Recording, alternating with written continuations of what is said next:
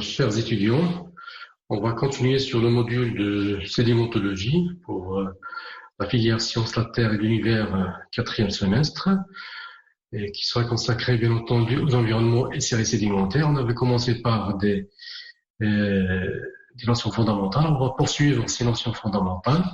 On arrive maintenant à la notion de séquence fondamentale. La séquence fondamentale, c'est une séquence qui revient souvent dans une série sédimentaire, qui se répète. Une série sédimentaire, qu'est-ce que c'est? C'est une répétition de séquences. On avait défini la séquence, c'est une suite de termes qui se suivent sans interruption majeure de la sédimentation.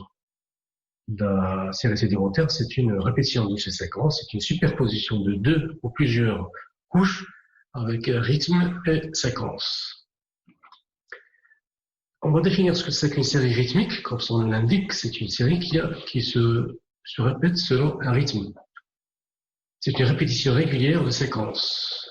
Exemple, vous avez ici trois séquences qui se répètent. Vous avez la séquence A, la séquence B, la séquence C, et puis vous avez une limite, et vous avez de nouveau la séquence A, B et C. Donc vous avez A, B, C et A, B, C. Donc il y a une répétition de séquences. Les rythmes sont caractérisés par une séquence grossière et puissante à la base, surmontée par des séquences plus fines et moins épaisses vers le sommet. C'est-à-dire qu'il y a une strato-décroissance et une grano-décroissance. On va définir ce que c'est qu'une série arythmique. Une série arythmique, c'est une série qui n'est pas idéale, je dirais. Donc, il y a une répétition désordonnée et irrégulière des séquences. Par exemple, vous avez A, B, C, D. C'est une répétition de séquences. Puis vous avez une limite. Et vous avez B, C et D. Vous avez A qui manque. C'est le cas le plus fréquent. D'accord. Dans la nature, on n'a pas toujours les mêmes séquences qui se répètent de manière idéale. On va définir ce que c'est qu'une série cyclique, comme son nom l'indique. Donc, il y a un cycle qui se répète. Lorsqu'une séquence positive est suivie d'une séquence négative, donc c'est un cycle, par exemple A, B, C, puis après vous avez B, C, B et A. Ça veut dire vous avez une séquence positive au départ, puis après une séquence négative qui s'ensuit. Cette biséquence constitue un cycle élémentaire ou cycle thème. Et la ligne d'inversion de la biséquence est pratiquement isochrone. Là, la ligne qui sépare cette suite de séquences, cette ligne-là, elle a le même âge partout. Et ça, c'est très important parce que ça va nous servir pour les corrélations. Il traduit une suite régulière de séquences, cette série cyclique. Voilà l'exemple. A, B, C et D. D'accord? Et puis, vous avez une limite. Et vous avez de nouveau D, cette fois-ci, C, B et A. Donc, une séquence positive, par exemple, au départ, il y a une série de séquences positives, et puis après, négatives par la suite. Et la ligne tente qu'on cherche, qui est très importante, elle est là. C'est une ligne isochrone. C'est le cas des transgressions et des régressions. Vous pouvez avoir, par exemple, une transgression, d'accord, généralisée, puis après, une ligne tente, et de nouveau, une régression qui s'ensuit. Maintenant, on va définir ce que c'est que l'analyse séquentielle. C'est une notion très importante en sédimentologie. C'est l'une des bases des études sédimentologiques. C'est une démarche scalaire qui se base sur les échelles des séquences, qui consiste à découper la série en séquences, en fait, en plusieurs ordres de séquences. Différents ordres de séquences qui ont été proposés par un géologue de l'Université de Bordeaux, en 1984, qui a mis en évidence ces types de séquences, ou bien ces ordres de séquences. Il a mis en évidence une microséquence, une toute petite séquence, séquence unité, qui est millimétrique à centimétrique, une séquence de premier ordre, une séquence de deuxième ordre, une séquence de troisième ordre, une séquence de quatrième ordre, une séquence de cinquième ordre. Donc vous avez 5 ordres de séquences, à part la séquence unité toute petite. Alors bien entendu, chaque séquence a une épaisseur donnée, bien entendu, et qui va correspondre à son ordre. Alors les microséquences sont les plus petites séquences ou bien les plus petites unités sédimentaires d'un dépôt. Ça correspond à l'ami, c'est généralement centimétrique à millimétrique, et ça correspond souvent à ce qu'on appelle des varves. Les varves, c'est une suite de petits lits sombres et clairs, sombres et clairs, sombres et clairs, qui correspondent peut-être à cette alternance saisonnière, saison humide, saison sèche. La deuxième, bien la séquence de premier ordre, alors cette fois-ci, c'est plus épais que tout à l'heure. C'est plus épais parce que c'est à l'échelle du bond, donc c'est métrique généralement. Mais traduit l'évolution de paramètres hydrodynamiques, c'est le cas de chenal mineur, ou bien paramètres chimiques, c'est le cas de paléosol. Un paléosol, par exemple, c'est une séquence de premier ordre. Un petit chenal, un chenal mineur, c'est une séquence de premier ordre. Bien après, les séquences de deuxième ordre, ils correspondent au comblement d'un motif topographique. Par exemple, un chenal fluviatile, ou bien un cône torrentiel. Un chenal majeur, donc fluviatile, c'est une séquence de deuxième ordre. Un cône alluvial fan, torrentiel, correspond à une séquence de deuxième ordre. Donc c'est plus épais que le premier ordre. Troisième type, c'est les séquences de troisième ordre. Alors cette fois-ci, c'est l'évolution, ça traduit l'évolution complète d'un système sédimentaire. Par exemple, la progression d'un système deltaïque. Alors un delta, par exemple, un delta, c'est un système, c'est l'évolution complète d'un système sédimentaire. Par définition, un delta, c'est le point de rencontre entre un fleuve et un océan, avec la prédominance de la dynamique deltaïque, ou bien la dynamique fluviatile. Alors, quand le transit sédimentaire se dépose, ça correspond à un système sédimentaire, c'est la séquence de troisième ordre. Bien après la séquence, ou bien les séquences de quatrième ordre. Alors, ce type de séquence, il est régi par des modifications majeures liées à des mouvements tectoniques et ou changement climatique. Lorsque vous avez des mouvements tectoniques, donc ça engendre des failles, des plis, donc vous avez des reliefs qui se forment, et s'ensuit une érosion intense. Alors, cette érosion va induire le dépôt de séquences de quatrième ordre, donc liées à ces mouvements tectoniques. Ou bien des changements climatiques. Lorsque vous avez un changement, par exemple, c'était humide au départ, et puis ça devient aride. Quand ça devient aride, donc il y a peu de végétation, donc il n'y a pas de, il y a pas de protection des sédiments, donc de l'érosion. Ce qui fait que l'érosion est intense, donc ça engendre des séquences de quatrième ordre. Vous voyez, donc c'est plus important que séquence de troisième ordre, deltaïque, ou bien séquence de deuxième ordre. Et enfin, vous avez les séquences de cinquième ordre. Voilà, c'est une séquence de grande échelle. C'est à l'échelle des grandes évolutions des bassins sous l'effet de la dynamique sédimentaire et la cinématique des marches. La cinématique, c'est par exemple la séparation des continents, la formation d'océans. L'exemple qu'on utilise souvent au Maroc, c'est l'exemple de l'évolution générale du Permien, du Trias, du Haut-Atlas, qui est lié à l'ouverture de l'Atlantique. En même temps que l'Atlantique s'ouvre, donc vous avez une formation d'un bassin au niveau du Haut-Atlas, et dans lequel s'enregistre une séquence de grande ampleur, séquence de cinquième ordre. Voilà, donc ce sont des notions fondamentales en sédimentologie pour pouvoir reconstituer les milieux et les environnements sédimentaires. On va passer au premier environnement sédimentaire, c'est l'environnement continental en milieu aride. Donc, voici une photo qui montre le domaine aride, comme il est, donc aride, qui est aride, donc c'est sec, c'est très peu de végétation. Vous avez aussi, vous voyez, il y a des dépôts de sable et des dépôts de sédiments grossiers également. On voit que la végétation est vraiment clairsemée et le couvert végétal est très mince. Le sol est très mince. Dans ce genre d'environnement, donc, il n'y a que les organismes qui sont adaptés à la sécheresse, qui y vivent, et également les organismes animaux et les organismes végétaux qui sont adaptés à la sécheresse. Quels sont les caractères généraux du climat aride? Alors, par définition, une région est caractérisée comme aride lorsqu'il y a une insuffisance en eau à cause du manque de précipitations. Il y a très peu de pluie qui tombe et une évaporation intense. La conséquence, c'est la formation de sols très minces et une couverture végétale clairsemée, c'est-à-dire espacée. C'est ce qu'on a vu tout à l'heure. Les terres arides au niveau de la planète, recouvre 31% des terres émergées actuelles. C'est à peu près un tiers de toutes les terres émergées actuelles, ce qui est important quand même. Ils sont très étudiés en géologie et en géomorphologie. Pourquoi? Pour pouvoir les protéger de l'érosion d'une part, et puis pour pouvoir les irriguer. Il faut chercher des ressources en eau pour irriguer ces zones-là. Quels sont les paramètres climatiques des régions arides? Une région est considérée comme aride lorsque la pluviométrie est inférieure à 250 mm d'eau par an. C'est très peu. En-dessous de 250 mm d'eau par an, c'est considéré comme une région aride. Il y a des précipitations qui peuvent suivre un régime, c'est-à-dire des pluies qui sont périodiques, mais il y a des régions où il n'y a pas de régime. Il y a des pluies qui sont irrégulières. Les régions arides sont caractérisées par une violence des averses.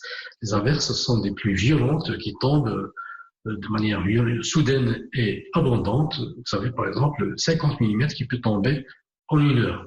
C'est beaucoup. La conséquence, c'est un ruissellement important, donc déplacement, bien circulation d'eau, de façon importante en très peu de temps. Et les périodes de sécheresse sont importantes, avec de grands écarts de température. Donc les saisons hivernales, la saison hivernale est très courte, mais les saisons sèches sont très importantes. Les insolations sont fortes, avec une agitation de l'atmosphère. Dans le désert, dans le Sahara, donc il y a une très forte insolation. C'est des coups de soleil très importants, et ça engendre des trompes, ou bien l'agitation de l'atmosphère engendre des trompes. Ce qu'on appelle des trompes, c'est des grands tourbillons. C'est des grands vents donc qui soufflent de manière très violente. Et la conséquence, c'est ce qu'on appelle la déflation. La déflation, c'est-à-dire que les particules fines sont arrachées à cause des vents violents qui sont fréquents. Vous avez ici, par exemple, vous avez un mélange de sédiments, donc des sables, des galets, des limons, et à cause de l'action du vent, vous avez une déflation de sédiments fins par les premiers, puis après, les sédiments sableux vont se déplacer. Et ce qui va rester, c'est les sédiments des galets dans un coin et les sables dans un autre. On va voir maintenant les paramètres biologiques de ces environnements arides. C'est un milieu qui est peu propice au développement d'animaux et de végétaux. Pourquoi? Parce qu'il y a très peu d'eau. Et le peu de plantes qu'on y trouve sont des plantes adaptées à la sécheresse, telles que par exemple les plantes xérophytes. Au Maroc, donc c'est l'exemple de Haïfa, dans le nord-est marocain.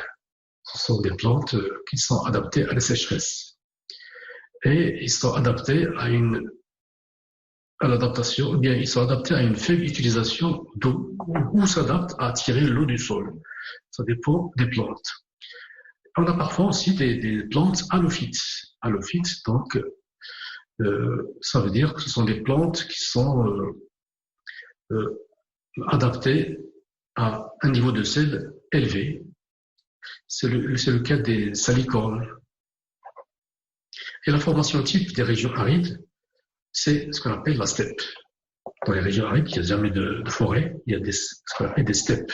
Les steppes, c'est des petites plantes qui sont toutes petites et qui sont surtout clairsemées, qu'on retrouve au milieu aride. Alors, on distingue 3 grands types de régions arides, en fait. On distingue le domaine hyperaride, c'est le Sahara central, par exemple en Afrique. Le domaine aride, c'est le Sahara septentrional, dont le Sahara marocain, où il y a plus de précipitations par rapport au domaine hyperaride. Et puis vous avez le domaine semi-aride. Alors ce domaine semi-aride correspond au piémont des Hauts Atlas, par exemple, la région de Ouarzazate. Donc c'est au pied des Hauts Atlas, c'est une zone semi-aride. La région de Tahennant, la région des Tourir, etc. Alors maintenant, on va voir les processus morphogénétiques caractéristiques des régions arides. Qu'est-ce qui caractérise les régions arides du point de vue morphogénétique? Alors par définition, la morphogénèse, c'est quoi? C'est l'ensemble des processus qui conduisent à la formation des reliefs.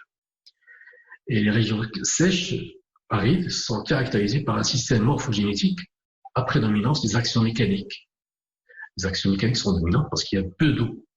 On aura surtout une action mécanique parmi lesquelles on trouve l'action des eaux courantes, des eaux courantes, même s'il pleut pas fréquemment, mais quand il pleut, ça érode beaucoup, donc il y a beaucoup d'effets. Le ruissellement, donc la circulation d'eau, la variation de la température, qui est très importante, au milieu aride, même pendant l'été, les variations de température sont très importantes, avec ou sans gel, donc il y a des zones, il y a du gel aussi.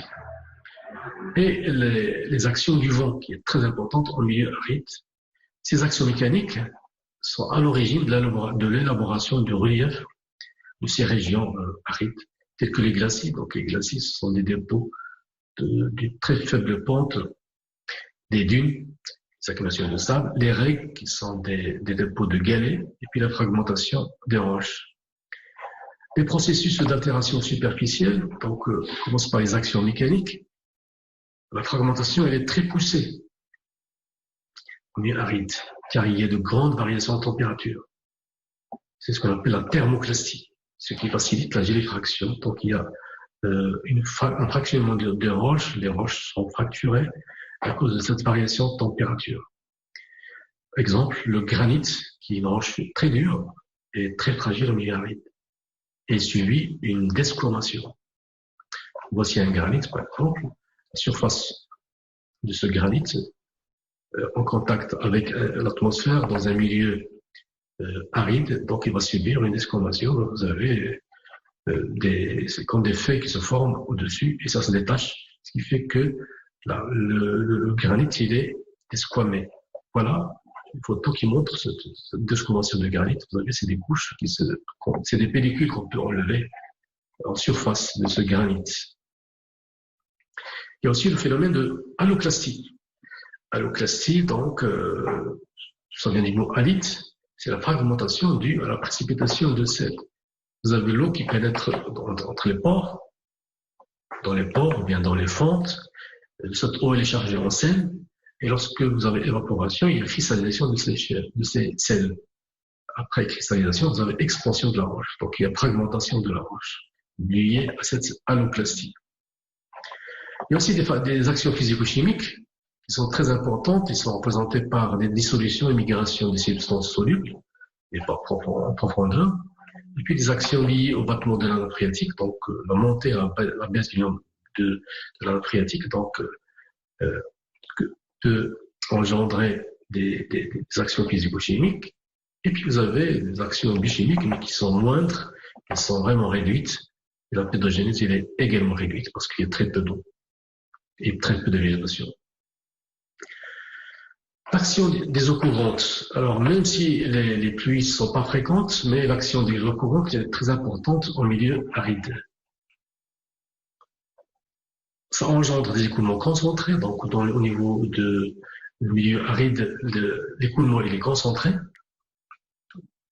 C'est ce qu'on appelle l'oued, la région aride. C'est un écoulement qui creuse abondamment parce qu'il y a peu de végétation. C'est ce qu'on appelle l'oued. Voici une photo qui montre ce type de oued qui circule dans une région qui est aride, donc il n'y a pas de végétation. Et vous voyez que ça érode énormément. Voici notre photo qui montre le lit de ce oued qui fonctionne pas tout le temps parce que il y a très peu d'eau qui circule. Et puis, vous remarquez qu'il y a une pente assez forte en bordure. Le régime de ces écoulements, c'est intermittent. Le régime est intermittent, n'est jamais permanent. Ce n'est pas permanent. L'écoulement est saisonnier ou sporadique. Et pendant une averse, il y a concentration d'une grande masse d'eau, ce qui développe une crue très violente, exceptionnelle. La conséquence, c'est le charriage d'une grande masse d'alluvions à granulométrie souvent grossière. Dynamique et façonnement du lit, donc, les crues violentes sont à l'origine de la proportion très forte de débris grossiers et matériaux mal triés et la grande proportion en limon. En milieu aride, le milieu aride il favorise particulièrement la formation de limons qui sont des limons très fins à cause de l'action éolienne. Donc vous avez le vent qui provoque la déflation, donc, et la formation de ces limons qui vont être charriés lorsque vous avez des crues violentes. Les lits des rivières en milieu aride est moins différencié que dans les régions humides. Le lit vous avez surtout ce qu'on appelle le lit majeur qui se forme. Le lit majeur, il n'y a pas de lit mineur en milieu aride. Par contre, dans les milieux humides, il y a des lits. Donc, il n'y a pas de lit d'une part, il n'y a pas de lit, puis vous avez des berges qui sont abruptes. Donc, il n'y a pas de pente douce sur les bordures. Et le lit, même ce lit majeur, il est épisodique. Parfois, on a l'impression qu'il n'y a pas de lit. Et en fait, il fonctionne quand il y a des chutes de pluie. Donc, il est épisodique et vous voyez qu'il y a la pente, la berge, qui sont abruptes. Alors, c'est un schéma qui montre ici une coupe, en fait, au niveau de la zone, ou bien la région de Tahennaout, la ville de Tahennaout, qui est au piémont de l'Haut Atlas. Vous avez l'Haut Atlas et vous avez la ville ici, en fait, qui est construite sur un col quaternaire ancien. Alors, la ville de Tahennaout, elle est ici. Vous avez des terrasses anciennes et vous avez la falaise qui est plus importante au niveau de l'amont et qui devient plus faible à l'aval et qui disparaît plus à l'aval. Ça se transforme en un épandage. Donc, vous avez toujours un écoulement qui se fait par ici, d'accord, et l'épandage se déverse à ce niveau-là. Vers l'aval, les berges disparaissent et il y a formation d'épandages alluviaux. Le ruissellement diffus, il est différent du ruissellement concentré, comme tout à l'heure. Les eaux coulent en une multitude de journaux, donc au fond de 1 à 2 mètres de profondeur, par exemple. Ils occupent une grande surface en période de crue et ça donne ce qu'on appelle un écoulement de type sheet flood, c'est des écoulements en nappe. Au passage, on définit ce qu'on appelle des fleuves endorréiques, donc qui se déversent dans une dépression, en opposition aux fleuves exorréiques qui se déversent dans la mer. Alors là, le rôle du vent, qui est très important dans les régions désertiques, et les modalités particulières de l'action du vent. Le vent, par définition, c'est un processus qui est non spécifique non spécifique des régions sèches. On peut le trouver partout. Il peut s'exercer, quelle que soit la température, quelle que soit la température ou l'humidité de l'air. Il est influencé par la couverture végétale qui freine sa vitesse. Résultat de l'action du vent, c'est l'érosion et le transport éolien. L'érosion et le transport éolien prennent une grande importance dans le cas de sédiments meubles. Des particules très fines, 0,1, 0,01, transportées par le vent, peuvent éroder les roches qu'elles rencontrent. C'est l'exemple des falaises, les exemples de monuments, tels que les sphinx d'équerre, comme exemple. Vous avez ici les sphinx d'équerre qui reçoivent donc des sédiments fins qui vont l'éroder.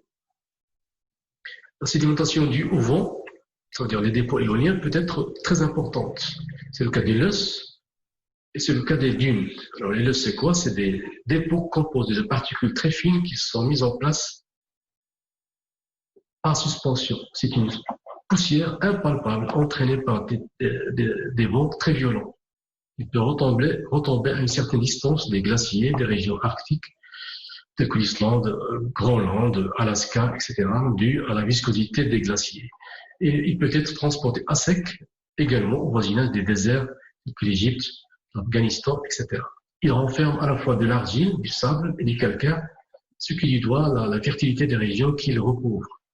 Puis après viennent les dunes. Les dunes, ce sont des édifices à l'échelle du mètre ou de la dizaine du mètre, exceptionnellement de la centaine de mètres. Ce sont des ensembles couvrant les surfaces dans le côté de l'ordre du kilomètre, de la dizaine de kilomètres ou de la centaine de kilomètres. Et l'ensemble des accumulations de dunes, ça s'appelle des ergs, par opposition à la différence de règles qui sont des dépôts de déflation, dépôts grossiers supérieurs à 0,5 mm. Voici les ergs, d'accord, qui sont des dépôts grossiers. Voilà. Alors les algues, donc, c'est le produit de déflation. Après la déflation, vous avez pavement de désert.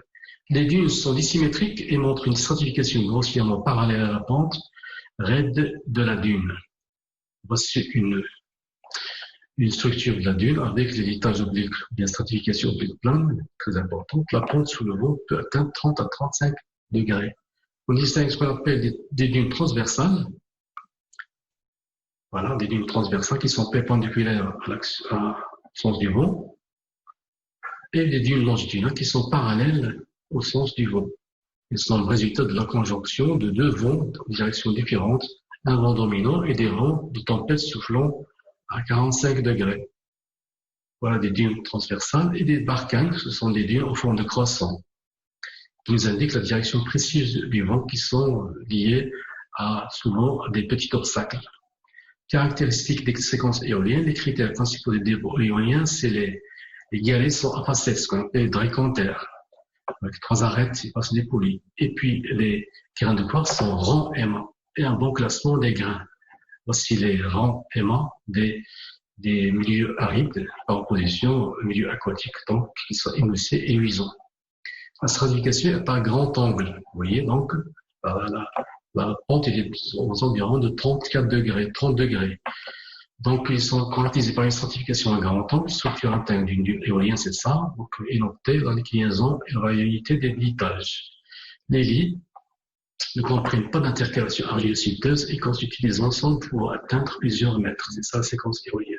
La séquence de deuxième ordre est donc strato et grano-décroissante. Et généralement, donc, on trouve des règles à galets à la base, puis après des stratifications à grand angle au niveau des sables, et puis à la fin, vous trouvez des dépôts de paille. Voilà, j'arrête pour aujourd'hui et on continue la prochaine fois dans un autre environnement de dépôt.